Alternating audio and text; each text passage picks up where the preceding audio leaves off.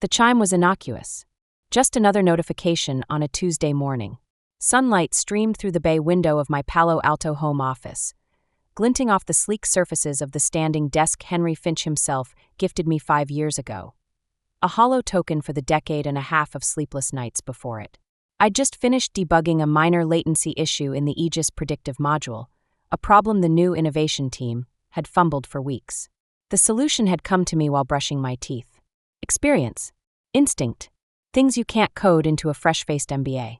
I clicked the notification. Finch Dynamics HR, action required. My finger hovered for a second. A promotion? Finally recognizing the need for experienced oversight on the Aegis 2.0 rollout? Wishful thinking, curdled instantly by the cold dread pooling in my stomach. Elizabeth Simmons's dismissive sneer flashed in my mind. Legacy thinking. She'd called my meticulous code review last month. I opened it. Dear Molly Wong, we regret to inform you that effective immediately, your services are no longer required at Finch Dynamics. As the company grows and shifts towards a new brand direction, we believe it is in the best interest to part ways. We thank you for your contributions over the years and wish you the best in your future endeavors. Sincerely, Human Resources Department. The words didn't compute at first. They floated on the screen, sterile, impersonal, utterly devoid of the 20 years I'd poured into this place. 20 years. My fingers, usually so sure on the keyboard, felt numb and clumsy. I read it again. And again. Effective immediately. No longer required. The clinical phrasing was a slap. Not a call from Henry, the man whose dream I'd coded into reality. Not even Elizabeth, who clearly wanted me gone. An email. From a nameless HR drone. A digital eviction notice after 2 decades of building the damn house. The silence in my office roared. The sunlight felt suddenly harsh, accusatory. Too old. The unspoken verdict hung in the air, thick and toxic. I'd felt it creeping in for months under Elizabeth's reign. The sidelining in strategy meetings, the patronizing smiles when I suggested proven solutions, the way my expertise was suddenly traditional while the new hires spouted jargon without substance. At 55, my mind was sharper, my instincts honed by countless fires extinguished and problems solved before they became catastrophes. But I didn't fit the glossy, youthful image Elizabeth was curating for the Finch Dynamics brand. I was a relic. Expendable. A raw, choking sensation rose in my throat. Tears threatened, hot and stinging, blurring the cold, cruel words on the screen. 20 years. The late nights hunched over flickering monitors in the drafty innovation garage. The smell of cheap pizza and desperation. The heart-stopping thrill of our first successful demo. The dizzying ascent. The camaraderie, or what I'd thought was camaraderie. All reduced to this insult of an email. I slammed the laptop lid shut, the sharp snap echoing in the sudden quiet. But closing it couldn't shut out the hollow ache expanding in my chest, the feeling of being violently untethered. My gaze, wandering desperately for an anchor, landed on the framed certificate partially obscured by a stack of AI journals on my bookshelf. Dust motes danced in the sunlight around it. Patent no. US 7,856,321 B2. System and method for dynamic resource allocation and predictive optimization in complex networks. Inventor, Molly Wong. A ghost of a smile, bitter and tight, touched my lips. They forgot. In their rush to embrace the new, the shiny, the young, they'd forgotten the bedrock. Aegis. My Aegis. The core algorithm, the beating heart of every single product Finch Dynamics sold. The reason they were a multi-billion-dollar powerhouse and not just Henry Finch's pipe dream sketched on a rain-lashed diner napkin. The numbness began to recede, burned away by a slow, simmering fury. It started deep in my gut, a molten core of indignation heating my blood. They threw me out like yesterday's trash, but they were still living in the house I built, running on the engine I designed. And crucially, stupidly, they'd forgotten the deed was still in my name. That early caution, insisted upon by my sharp-tongued friend Raymond Chinback, when Finch was just 3 people and a folding table, now felt like divine foresight. The company licenses it from you, Molly, Raymond had argued fiercely against Henry's initial push for outright assignment. Protect your genius. It's standard and it's smart. Henry had grumbled about trust and teamwork, but he'd needed my code more than my patent signature back then. And over the years, amidst explosive growth and corporate amnesia, the licensing agreement lapsed, buried under layers of legal boilerplate and sheer, arrogant oversight. They hadn't paid a dime in royalties for 5 years. They were trespassers in their own ivory tower. The tears dried up. The hollow ache filled with something else, cold, hard purpose. This wasn't just about losing a job. This was about betrayal. About being deemed worthless when I was the cornerstone. They wanted me gone. Fine. But they weren't keeping what was mine. Justice wasn't a severance package. It was ownership. It was recognition. It was making them pay for their short-sighted cruelty. My hand, steady now, reached for my phone. I scrolled past the bewildered messages already pinging in from colleagues who'd seen my Slack status vanish and found Raymond's number. He answered on the second ring. "Molly." His voice was warm, instantly concerned. "You okay?" "I just heard rumors flying." "Did they?" "They did, Ray," I said, my voice surprisingly calm, devoid of the tremor I felt inside. "Email. Effective immediately. Brand direction." We both know what that means. A sharp intake of breath on the other end. Bastards. Short-sighted, greedy bastards. "I'm so sorry, Molly. That's unconscionable." "Thanks, Ray," I replied, the calm hardening into something steely. "But sorry isn't going to cut it. Remember patent 7,856,321b2. There was a beat of silence. Then a low chuckle, devoid of humor but full of grim understanding. "Oh, I remember, Molly. I remember very well. The crown jewels. The engine room. And if I recall correctly." He let the implication hang. "The license lapsed 5 years ago," I confirmed. "Buried in their own paperwork. They've been running their entire billion-dollar operation on my invention, Ray. Rent-free. And they just evicted the landlord." "Willful infringement," Raymond stated, the lawyer surfacing instantly, sharp and focused. "Massive damages. Potential injunctive relief, which would shut down every product line relying on Aegis. Their entire revenue stream." He paused. "What do you want to do, Molly? This is a tactical nuke. You point it, I'll launch it." I looked again at the patent certificate. The anger crystallized into a clear, diamond-hard objective. "It's not just about the money, Ray. It's about respect. It's about forcing them to acknowledge publicly what they've done and who made them. I want them on their knees. I want my invention back under my control. And I want them to know the cost of discarding me." "Understood," Raymond said, the anticipation clear in his voice now. "Consider this the opening salvo. I'll draft something unforgettable. Give me an hour. They'll wish they'd sent flowers and a golden parachute instead of that email." The hour passed like thick tar. I paced my office, the plush rug suddenly feeling like a cage. Memories assaulted me. Henry, young and desperate, sketching his grand vision on that rain-smeared napkin at Pete's Griddle. "It's impossible with current hardware, Henry," I'd said, but the challenge in his eyes, the sheer scale of the problem, had hooked me. The endless nights, me wrestling with the impossible complexity, forging novel algorithms in the crucible of caffeine and desperation.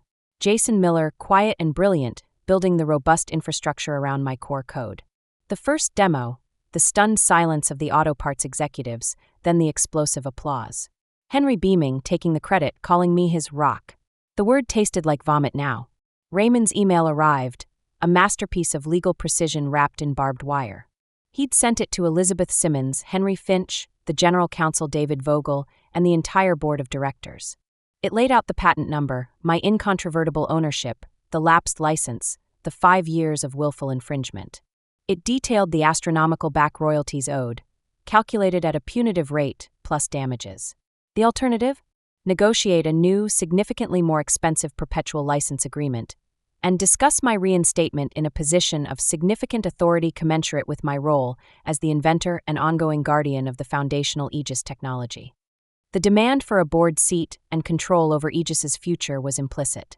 The ultimatum, 48 hours before a lawsuit seeking injunctive relief and crippling damages would be filed. The silence that followed was profound, a vacuum sucking the air out of the corporate world. Then my phone erupted. First, an unknown number, HR, stammering about a regrettable administrative error, and "Please, let's talk." I hung up. Then David Vogel, the general counsel. His voice was strained, trying to bluster about company property, implied assignment, and prior art challenges.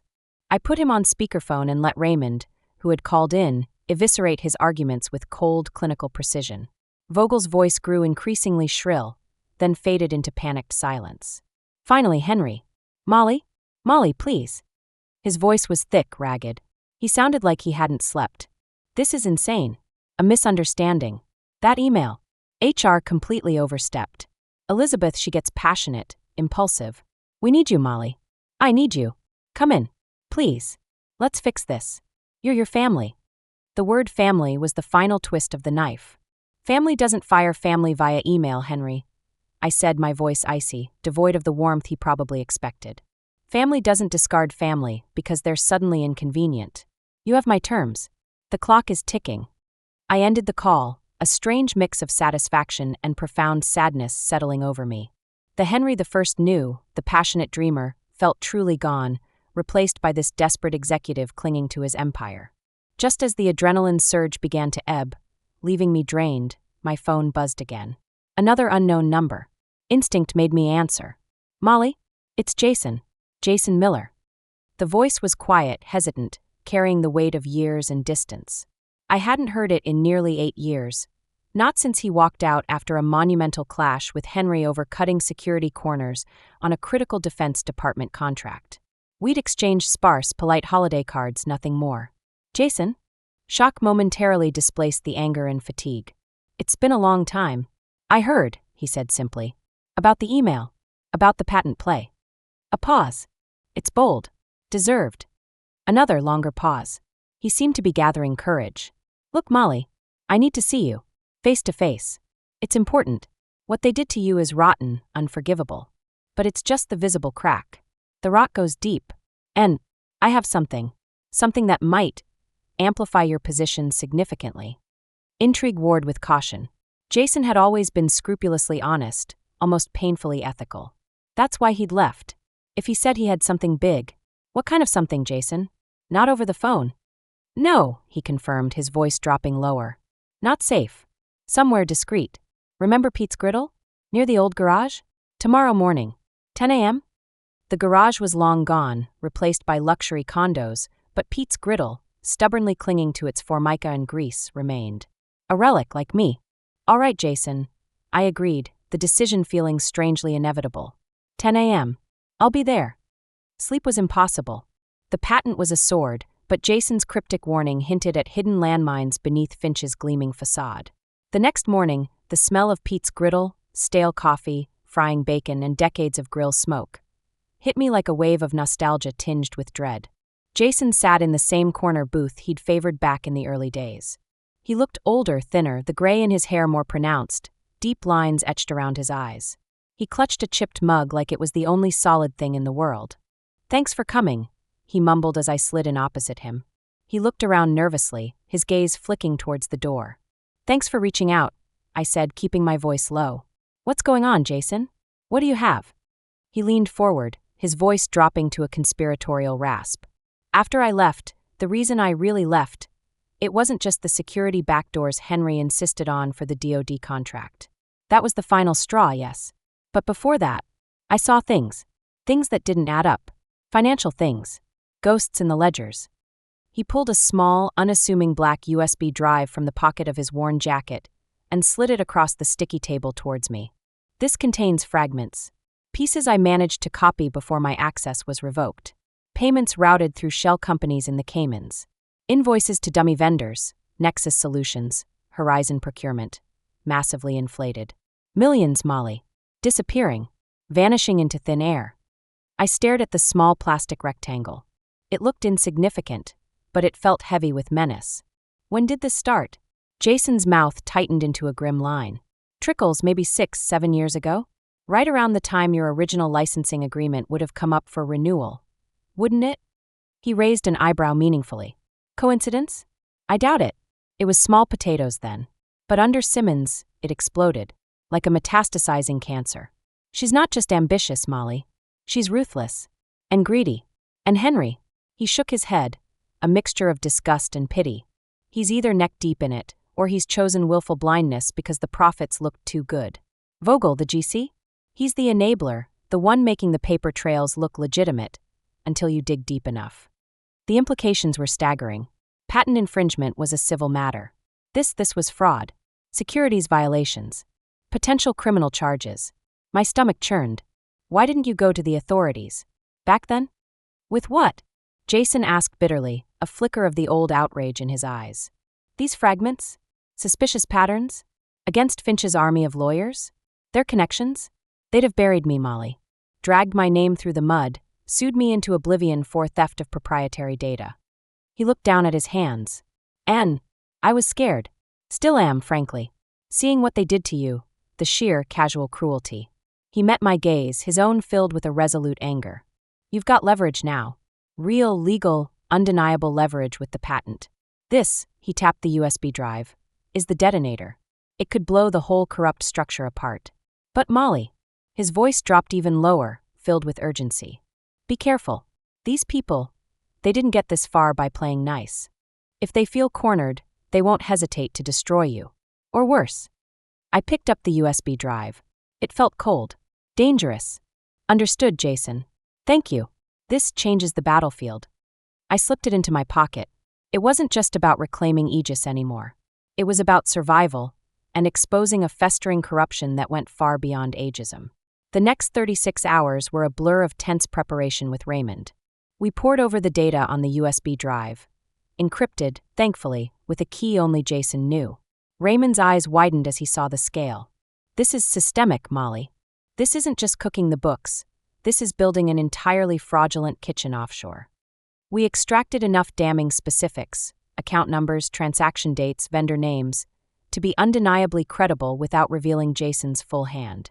Raymond printed select pages, the evidence stark and undeniable. We rehearsed. We planned. Walking back into Finch Dynamics headquarters 48 hours after my firing felt like stepping onto a stage for the final act. The gleaming lobby, the hushed reverence, felt alien now.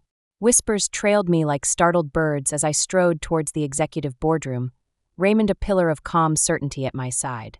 I wore black, not mourning but armor. The air inside the boardroom crackled with suffocating tension. Elizabeth Simmons sat rigidly at the head of the immense mahogany table, her perfectly sculpted face a mask of icy composure. But her eyes, narrowed and darting, betrayed the storm beneath. Henry Finch sat beside her, looking haggard, aged a decade in 2 days, unable to meet my gaze. David Vogel, the GC, sat stiffly, his knuckles white on the tabletop, radiating barely contained panic. Several stern-faced board members I barely recognized completed the grim tableau. The smell of expensive leather and fear hung heavy. Ms. Wang, Elizabeth began, her voice clipped, attempting to regain control from the first word. Thank you for coming. We've reviewed your assertions. We believe there's been a regrettable misunderstanding regarding the intellectual property rights surrounding certain historical elements of the Aegis framework. We're prepared to discuss a reasonable settlement. I cut her off, my voice clear, cold, and resonant in the tense room. Save the corporate spin, Elizabeth. There is no misunderstanding. Finch Dynamics is willfully infringing on my patent, US 7,856,321 B2. You have been for 5 years. You fired the person who conceived, designed, and built the core technology that generates 90% of your revenue. Let's dispense with the fiction. I locked eyes with Henry, who flinched visibly. You wouldn't have a company, Henry, without the code I wrote in that damp garage. You discarded the architect because the blueprints didn't fit the new decorator's vision. Now you want to negotiate the rent on the building I designed? Henry opened his mouth, his voice a hoarse whisper. Molly, please, we acknowledge your contributions were significant, historically. We're offering a substantial financial package. Financial? I arched an eyebrow, letting the word hang. You think this is only about money? I leaned forward, resting my palms flat on the cool, polished mahogany, commanding the room's attention. You discarded 20 years of loyalty and irreplaceable expertise with an email. You deemed me worthless. But obsolete technology doesn't hold the patent to the central nervous system of your entire operation. I paused, letting the weight of that sink in, watching the color drain from Elizabeth's face. My terms are non-negotiable. Full back payment of licensing fees, calculated at the maximum punitive rate for willful infringement, plus damages. A new, binding, perpetual license agreement at triple the previous rate. And I paused again, sweeping my gaze across the board members. A seat on this board. Specifically, the chair of a newly formed technology oversight committee. With absolute authority over the development, deployment, security, and ethical implementation of the Aegis platform and all derivative technologies. My word is final on anything touching my invention. Elizabeth slammed her hand down, a sharp crack breaking the silence. Preposterous. Board seats aren't granted as compensation for historical contributions. This is corporate blackmail. Raymond stepped forward smoothly. Ms. Simmons, strong words, especially from someone whose company is demonstrably engaged in massive, willful patent infringement. The term is restitution and reinstatement of rightful control. And as for blackmail, we prefer leverage. Leverage we are prepared to exercise fully. Our lawsuit, seeking injunctive relief and damages, is drafted and ready to file the moment we walk out that door without an agreement. Discovery, he added, his voice dripping with ominous promise, will be particularly illuminating for your shareholders and the market. Vogel found his voice, shaky but attempting bluster. Our patent counsel assures us we have formidable prior art arguments. Your claims are vastly overstated. Raymond didn't even glance at him. He looked directly at the senior board member, Arthur Vance, a grizzled veteran known for his no-nonsense approach. Mr. Vance's prior art arguments crumble in the face of Molly Wong's original lab notebooks, her dated code repositories, her deposition testimony detailing the invention process years before anything comparable existed. The Patent Office records are unequivocal. The expired license agreement is a matter of Finch's own record-keeping. Your case, legally speaking, is tissue paper in a hurricane. Finch Dynamics will lose. Spectacularly. And publicly. The silence that followed was deafening, thick with the unspoken dread of plummeting stock prices and shareholder revolts. Henry looked physically ill. Elizabeth's mask was fracturing, revealing raw panic beneath. The board members exchanged grim, meaningful looks. I saw Elizabeth calculating, weighing the humiliation of my demands against the catastrophic cost of a lawsuit. It was time. I reached into my briefcase and pulled out a thin, unassuming manila folder. Before you render your decision, I said, my voice dropping to a low, dangerous purr, consider that your legal and financial troubles extend far beyond patent infringement. I slid the folder deliberately across the vast table towards Elizabeth. It stopped perfectly centered in front of her. Page 3 details the quarterly transfers to account number KY 4892, XR in Grand Cayman. Page 7 highlights the fascinating procurement costs billed by Nexus Solutions for non-existent server upgrades. Sound familiar, David? Elizabeth froze. She didn't open the folder. She didn't need to. The names alone were poison. The blood drained from her face so completely she looked waxen. Henry leaned over, bewildered. Elizabeth? What is this? Nexus Solutions? That's one of our key vendors. Vogel lunged for the folder, his face purpling. This is libel. Fabricated nonsense. You have no right. Is it, David? I asked, my voice icy calm. Or is it merely the tip of an iceberg that Jason Miller happened to document before he was forced out for objecting to Henry's security compromises on the DoD contract? The name Jason Miller hung in the air like a thunderclap. Henry recoiled as if struck, recognition and dawning, abject horror flooding his features. Jason, Henry whispered, his voice cracking. He kept records? He told you. The question isn't what Jason kept, Henry, I stated, locking eyes with each person at the table in turn. Elizabeth's terror, Vogel's fury, Henry's devastation, the board members' dawning comprehension and fury. The question is, do you want the Securities and Exchange Commission, the Department of Justice, and every financial journalist on the planet descending on Finch Dynamics like locusts? Because that's the inevitable consequence if I walk out of this room unsatisfied. Patent litigation ruins reputations and drains coffers. This. I nodded towards the folder Vogel, now clutched like a live grenade. This ends careers and sends people to federal prison. Chaos erupted. Board members shot to their feet, shouting over each other. What the hell is this, Simmons? Finch, explain. Vogel, is this true? Vogel spluttered denials that dissolved into incoherent sputters under the onslaught. Elizabeth sat rigid, paralyzed, her carefully constructed world imploding. Henry buried his face in his hands, his shoulders shaking. Enough! Arthur Vance's roar silenced the room. He stood, his weathered face a mask of cold fury, directed squarely at Elizabeth, Henry, and Vogel. Simmons. Finch. Vogel. My office. Now. He turned to Raymond and me, his expression unreadable, but his voice clipped. Ms. Wong, Mr. Chin. Please wait outside. We will have a revised proposal for your consideration shortly. The revised proposal, delivered an hour later, wasn't negotiated. It was unconditional surrender dictated by a board terrified of total annihilation. I got everything. 1. The hammer asterisk, a lump sum settlement for back licensing fees and punitive damages, so vast it secured not just my future, but generations after me. A number that made even Raymond whistle softly. 2. The keys asterisk, a perpetual, exclusive, royalty-bearing license agreement for Aegis at the exorbitant rate I demanded, guaranteeing a significant revenue stream for life, directly tied to Finch's use of my brainchild. 3. The throne asterisk, a seat on the Finch Dynamics Board of Directors. 4. The scepter asterisk, the newly created position of Chief Technology Visionary, reporting solely to the board. Absolute authority over the Aegis platform. Its development roadmap, its core code integrity, its security protocols, my first order. A full external audit to find and obliterate the DoD backdoors. And crucially, binding ethical guidelines for its deployment. No more hidden compromises. 5. The purge asterisk, Elizabeth Simmons resigned by the board within 48 hours, her golden parachute tarnished but intact, avoiding criminal prosecution only by agreeing to full cooperation with the internal financial investigation the board immediately initiated. Henry Finch remained CEO in name, but his authority was gutted.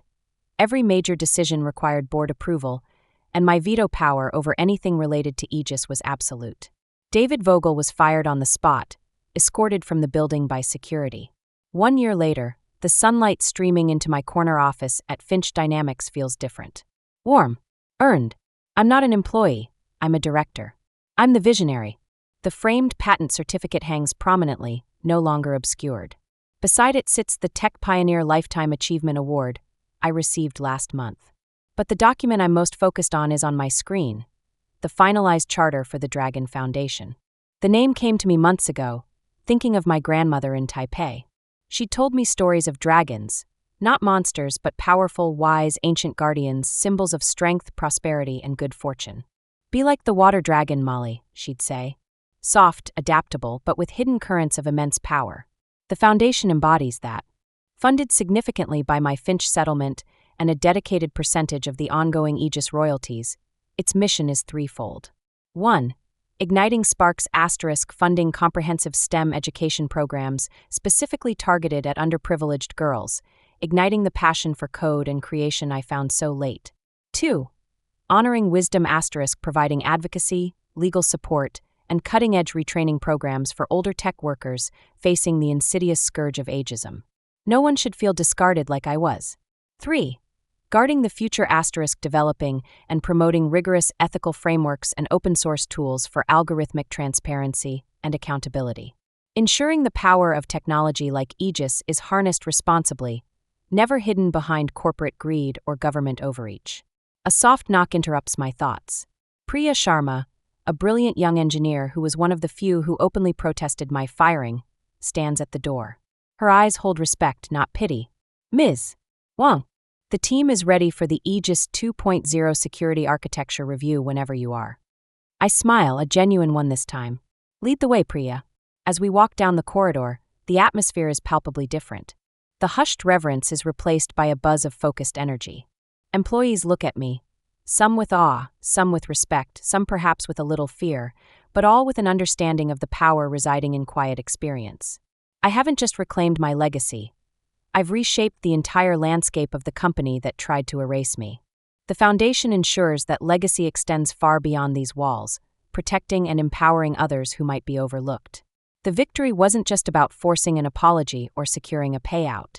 It was about proving that brilliance has no expiration date. That respect isn't given, it's demanded. That sometimes the quietest architect holds the blueprints to bring the whole corrupt edifice down and rebuild something better on its foundations. Justice wasn't served cold. It was forged in the fire of betrayal and delivered with the unassailable proof of ownership. If you've ever been told you're too old, too quiet, too anything to matter, remember this. Your time isn't up until you say it is. Your value isn't defined by their short-sightedness. Dig deep. Find your patent. Find your proof. And fight. Because the victory, when it comes, isn't just satisfying, it reshapes the world. Don't let anyone silence your story. Share it. Fight for it. And remember to subscribe for more tales of resilience, because sometimes the greatest revolutions start with a single, dismissed email and the courage to fight back.